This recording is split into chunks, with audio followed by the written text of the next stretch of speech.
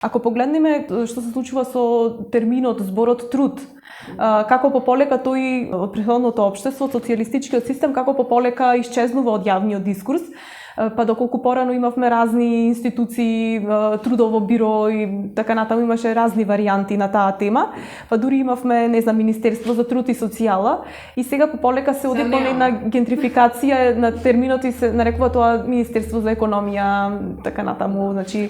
некако се брише тој термин, ама со неговото бришење се бришат и тие историски искуства поврзани со социјалните движења, со сите оние бенефити кои што денес ги имаме ние, а се поврзани токму со движењата на работниците, значи токму она што е остварено